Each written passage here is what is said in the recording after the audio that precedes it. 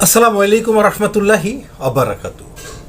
বাংলাদেশের অত্যন্ত জনপ্রিয় নায়ক মান্নার একটি কথা দিয়ে শুরু করি আজকের এই প্রোগ্রামটা।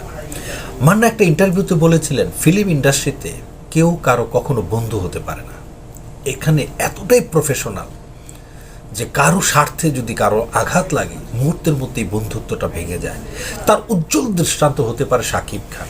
ফিল্ম ইন্ডাস্ট্রিতে শাকিব খানের বন্ধুত্বটা অতক্ষণ পর্যন্ত টিকে থাকে যতক্ষণ পর্যন্ত কোনো প্রযোজক সংস্থা শাকিব খানকে দিয়ে 1 টাকাকে 3 টাকা বানাতে পারে।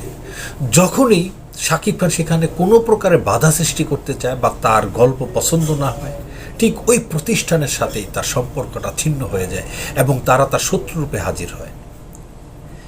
বর্তমান সময়ের আলোচিত প্রযোজক পরিচালক ইকবাল থেকে যদি আলোচনাটা শুরু করা যায় তাহলে হিসাবটা পরিষ্কার হয়ে যাবে যে ফিল্ম ইন্ডাস্ট্রিতে আদৌ তো কখনোই শাকিব খান কোনো বন্ধু পাননি, আসলেই পাননি। যাদেরকে পেয়েছেন তারা প্রত্যেকেই ছিলেন লালসা, অর্থাৎ শাকিব খানকে দিয়ে তারা 1 টাকাকে 5 টাকা বানানোর জন্যই বন্ধুত্বটা সৃষ্টি করেছিলেন। ইকবাল সাহেবের কথাই যদি ধরি, সেই শুটার ছবি থেকে শুরু তাদেরকে নিয়ে, তারপর একাধিক চলচ্চিত্র তাদের হওয়ার কথা ছিল, বিভিন্নভাবে হয়নি। তবে একটা সময় ছিল যে ইকবাল সাহেব শাকিব খানের খুব নিবিড় বন্ধুত্ব ছিলেন এবং শুটার ছবিটা যখন ভালোভাবে সফল হয় তখন এই বন্ধুত্বটা আরও গভীর হয় এবং এরপর থেকেই ইকবাল শাকিব খানকে বিভিন্ন রকম চলচ্চিত্রে অভিনয় করার জন্য প্রস্তাব দিলেও শাকিব খান গল্পের পছন্দের কারণে সেই গল্পগুলি গ্রহণ করেননি। কিছুটা দূরত্ব সৃষ্টি হয়েছিল, আবার ঘুচিয়েও গিয়েছিল। তার মধ্যে বীর চলচ্চিত্রটা যখন সুপারহিট হয়ে যায় তখন ইকবাল শাকিব খানকে অনেকটা কন্ট্রোল করার চেষ্টা করে। যে কন্ট্রোল করাটা একসময় শাকিব খানের পছন্দ হয়নি এবং পরবর্তীতে বেশ কিছু চলচ্চিত্রের কথা শোনা যায় যেগুলি শাকিব খানকে অভিনয় করার জন্য প্রেশার দিয়েছিলেন ইকবাল, কিন্তু গল্পগুলি পছন্দ হয়নি, তাই শাকিব খান করেনি। তা এক পর্যায়ে ইকবালের সাথে শাকিব খানের একটা দূরত্ব সৃষ্টি হয় এবং এই দূরত্বটার কারণে ইকবাল শাকিব খানের বিপক্ষে, আপনারা জানেন যে বিভিন্ন রকমের কুৎসারটাতেও তিনি কার্পণ্য করেননি, কিন্তু বন্ধুত্বের মান রেখেছেন শাকিব। কারণ শাকিবের বন্ধুত্বের মধ্যে তো কোনো বিনিময় নেই, টাকা দিবে অভিনয় করবে, এইটাই তো। সুতরাং এই থেকে প্রমাণ করে যে শাকিব একটি কথা উচ্চারণ করেনি, কিন্তু ইকবাল আজ অব্দি, অর্থাৎ এই যে সর্বশেষ চলচ্চিত্র তুফান চলচ্চিত্রটা নিয়েও ইকবাল যেভাবে বিহেভ করেছেন, যেভাবে প্রশ্ন তুলেছেন যে কোথায় শুটিং হলো, কিভাবে হলো, কোনো অনুমতি নেওয়া হলো না, আপনারা সবাই জানেন এগুলি। অর্থাৎ আজ অবধি ইকবাল শাকিব খানের ক্ষতি ছাড়া ভালো কিছু চাননি। ঠিক অনুরূপভাবে যদি আপনি দেখেন যে RTV সাথে কেন শাকিবের দূরত্ব, বিভিন্ন সূত্রে জানা যায় লিডার আমি বাংলাদেশের করার সময় RTVর সাথে শাকিব খানের 2টা চলচ্চিত্র হওয়ার কথা ছিল, কিন্তু কন্ট্রাক্ট একটাই হয়েছিল। কিন্তু লিডার আমি বাংলাদেশ ছবিটা যখন সফল হয় তখন RTV শাকিব খানকে অনেকটা ডোমিনেট করার চেষ্টা করে এবং বিভিন্ন প্রকার গল্প নিয়ে এসে শাকিব খানের কাছে জমা করেন এবং করতে বাধ্য করেন এক প্রকার। কিন্তু শাকিব খানের কয়েকটা কারণে RTVর সাথে সম্পর্কটা টিকেনি। সেটা হলো RTVর পেশাদারিত্ব। RTVতে পেশাদারিত্বের দিক থেকে শাকিবের মনের মতো হয়নি। এছাড়াও পরবর্তী গল্পগুলিও শাকিবের ওরকমভাবে পছন্দ হয়নি, যার ফলে শাকিব খান RTVকে মানা করে দেন, অর্থাৎ তাদের সাথে পরবর্তী চলচ্চিত্রগুলি হওয়ার আর পথ খোলা ছিল না, যার ফলে আদা জল নেমে RTV শাকিব খানের পেছনে লাগে এবং আজ অবধি তারা শাকিব খানের নেগেটিভ প্রচারণায় সবচেয়ে বেশি ব্যস্ত থাকে। বাংলাদেশের অত্যন্ত বড় একটি প্রযোজক সংস্থা জস মাল্টিমিডিয়া এবং এর সাথেও শাকিব খানের একটা দূরত্ব আছে।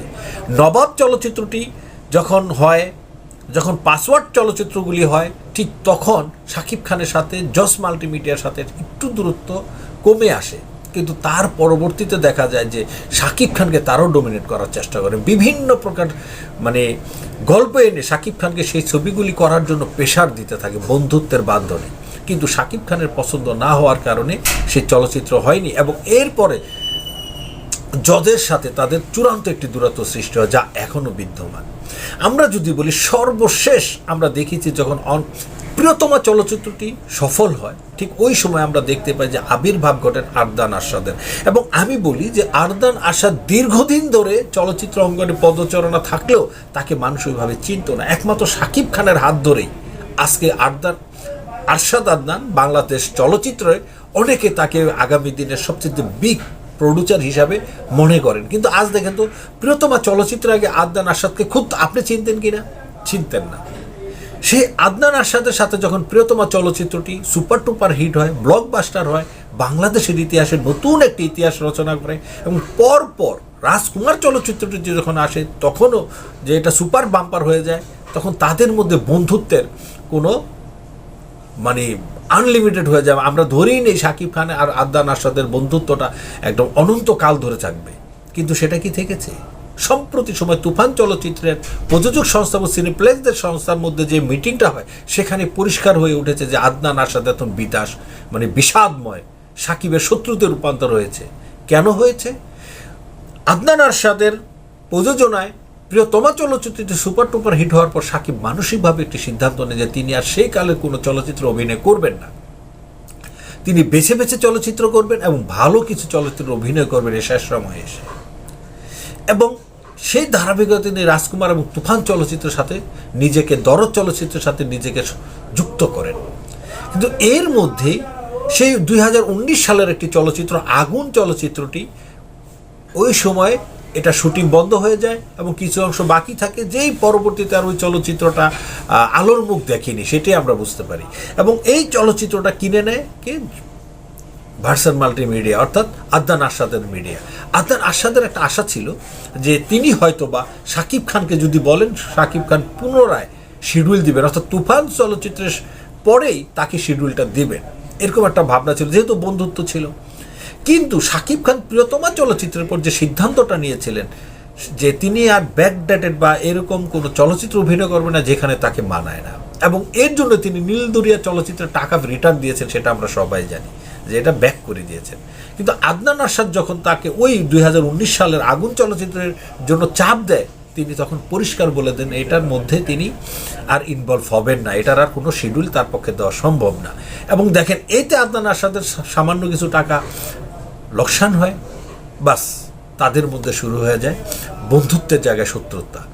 আসলে শাকিব খান এমন একটা পার্সন যাকে বেশি দিন মানুষ সাথে রাখতে পারে না। তাকে গ্রহণ করা খুব সম্ভব, কিন্তু তাকে নিয়ে দীর্ঘদিন চলা কারো পক্ষেই হয়তো সম্ভব না। আর এর জন্যই শাকিব খানের সাথে সবার সাথে শত্রুতা হয়ে যায়, এবং এটা হতেই হয়। কারণ শাকিব খানকে দিয়ে, শাকিব খান, সুমন সাহেব একটা কথা বলে যে শাকিব হলো টাকার মেশিন। শাকিবের পিছনে 1 টাকা ইনভেস্ট করা মানে রিটার্ন 10 টাকা রিটার্ন নিয়ে আসা। এবং এইটার জন্যেই প্রত্যেকটা পরিচালক, প্রত্যেকটা প্রযোজক যখন শাকিব খানকে নিয়ে কাজ করেছেন, তখন তাদের ব্যর্থতা এত হয় যে আগামী কয়েকটা বছর তারা চায় শাকিব খানকে নিয়ে কাজ করতে। আর তখনই তারা মানে একাধিক বাজে বা শাকিব খানের পছন্দ হয় না এই ধরনের গল্প নিয়ে এসেও শাকিব খানকে প্রেশার দিতে থাকেন যে অভিনয় করতেই হবে, এবং তখনই এটা বাজে বিপত্তি। আমি শর্টকাট একটি কথা বলতে চাই যে শাকিব খানের ফিল্ম ইন্ডাস্ট্রিতে আসলে কোনো বন্ধু নেই।